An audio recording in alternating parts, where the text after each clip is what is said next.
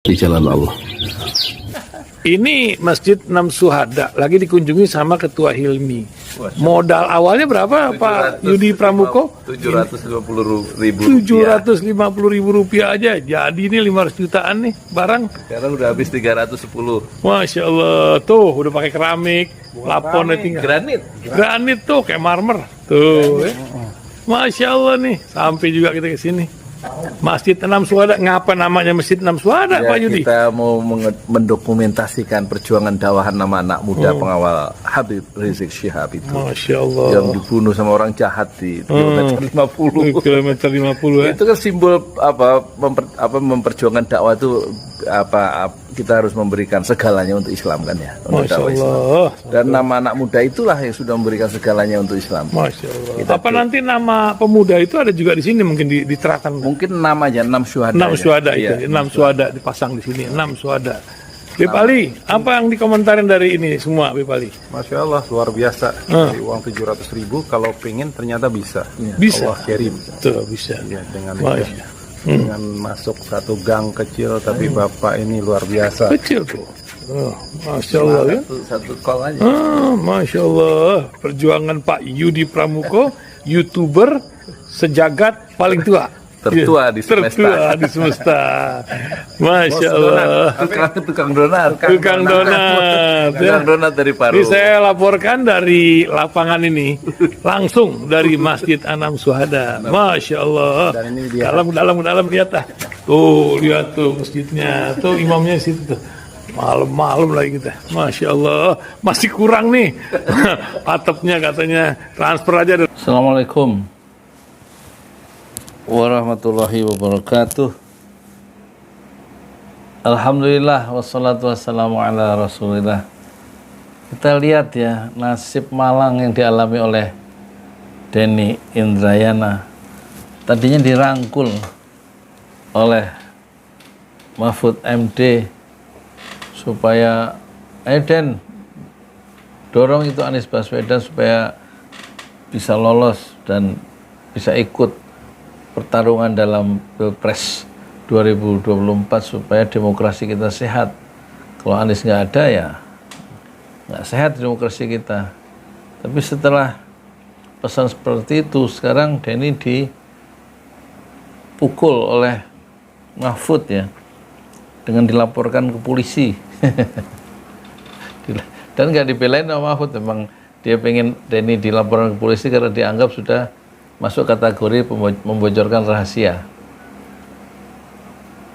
negara ya, karena membocorkan keputusan MK katanya begitu, yang akan mengeluarkan sistem proporsional tertutup, dan itu disebarkan oleh Denny dan layak itu Denny dipolisikan kata Mahfud. Jadi habis dirangkul sekarang dipukul. Itulah nasib Denny Indrayana. Kita lihat ya.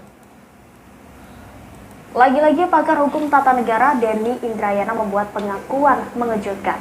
Denny mengaku mendapat pesan khusus dari Menko Polhukam Mahfud MD agar membantu pencapresan Anies Baswedan dalam Pilpres 2024. Membantu pencapresan Anies ya. Pernyataan ini disampaikan Denny dalam acara Gaspol pada Minggu 4 Juni 2023. Denny mengungkapkan mendapat pesan dari Mahfud saat terakhir bertemu di rumah dinas Mahfud MD.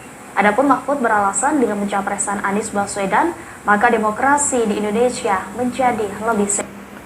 Jadi kalau Anies ikut kontestasi ya pertarungan dalam Pilpres 2024 menurut Mahfud, maka demokrasi Indonesia lebih sehat. Ini Mahfud itu selalu main dua kaki, dia kan orang istana ya. Kenapa dorong Denny yang bagian dari civil society untuk supaya Anies itu bisa maju, supaya demokrasi lebih sehat ya. Seolah-olah dari sisi ini Mahfud ingin menjadi pahlawan ya. Kalau Anies bisa maju berarti memang saran, kontribusi, gagasan yang cemerlang dari Mahfud MD kan gitu ya. Ini ya konsekuensi logisnya. Karena didorong atau direstui atau memang di-encourage oleh Mahfud MD yang titip pesan kepada Denny supaya Anies Baswedan maju. Dia tidak mengkritik ya negara atau pemerintah atau pemerintah, kenapa Anies kok dihalang-halangi ya? Mau dijegal supaya nggak bisa maju. Dia tidak mengarahkan pesannya kepada istana yang dia bagian dalam istana, tapi justru mendorong Denny supaya Mahfud tuh supaya itu Anies itu maju. Seharusnya kan dia mempersoalkan ya, kenapa Anies itu selalu dijegal dengan berbagai cara, termasuk hantaman yang sangat besar terhadap Nasdem. Kalau Nasdem bisa balik badan, maka gugurlah ya, tertutuplah peluang Anies itu untuk melaju ke istana.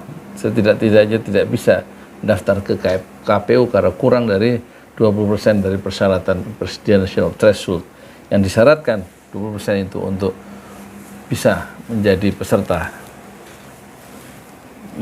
calon presiden ya secara sah ya.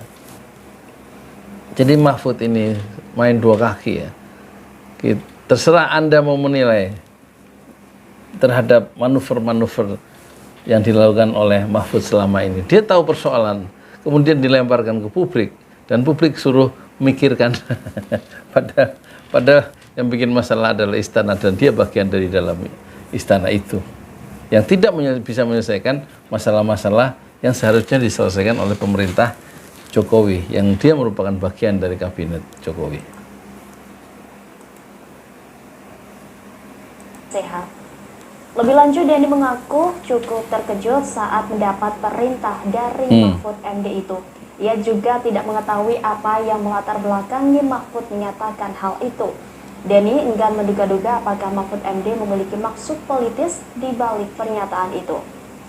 Alasan Denny membeberkan cerita tersebut karena Mahfud sendiri sudah mempublikasikan hal tersebut dalam beberapa kesempatan. Namun kini justru dengan membantu Anies Baswedan maju di Pilpres dengan mengkritisi putusan MK yang akan mengembalikan sistem pemilu ke sistem proporsional tertutup dan kemungkinan Partai Demokrat dibajak ke SP Muldoko, Denny Indrayana justru dipolisikan. Jadi persoalan-persoalan yang dimunculkan oleh istana adalah selalu menghalang-halangi Anies ya, menghalangi kaum oposisi, dan itu berarti menurunkan derajat demokrasi kita. Yang kedua, membiarkan Muldoko bagian dari pemerintahan sebagai kepala KSP itu mau membajak Partai Demokrat pimpinan AHY, dan itu dibiarkan oleh Mahfud. Mahfud tidak mencoba men-challenge atau menguji tesis-tesis yang ada di kepala Pak Muldoko. Kenapa dia mengajukan PK sekarang untuk mengambil alih ya kepemimpinan Demokrat yang dipimpin oleh AHY? Mahfud diam.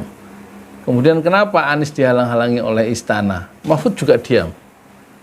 Termasuk kenapa aparat membunuh 6 pengawal Habib Rizik Syihab? Mahfud juga tidak mengecam, diam. Terus yang diungkapkan Denny bahwa kemungkinan MK akan mengeluarkan putusan sistem proporsional tertutup, itu kemudian justru Mahfud mendorong polisi untuk mengambil tindakan terhadap Denny, dan Mahfud sendiri diam. Apakah dia setuju dengan tertutup atau terbuka ya? Padahal yang tertutup itu diajukan judicial review-nya oleh PDIP, sementara 8 partai yang lain ingin sistem proporsional terbuka, dan Mahfud diam. Apakah dia setuju kalau sistem proporsional tertutup itu muncul sebagai putusan MK? Disinilah ya misteri atau cara Mahfud main dua kaki ya. Ya silakan Anda komentari sendiri ya. Udah hujan. Lembaga Swadaya Masyarakat atau LSM. Oke, terima kasih. Saya Yudi Pramuko, tukang donat dari Parung Youtuber tertua di semesta Fasbir Sabron Jamilah. Bersabarlah dengan kesabaran yang indah. Assalamualaikum warahmatullahi wabarakatuh.